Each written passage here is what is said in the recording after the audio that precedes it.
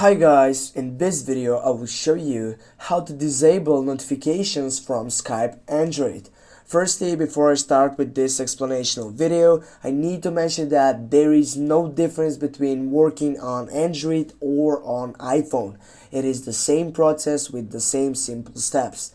When you get up right here on your profile setup on your account, you need to go for settings and then you need to go right down for notifications setup, and here you're gonna find out all these different options. And what you need to take off on this selection, you need to take off all these setups in which you're gonna just simply turn off. You need to turn off all these buttons, and then with this you can simply get that setup that you have disabled notifications from your Skype.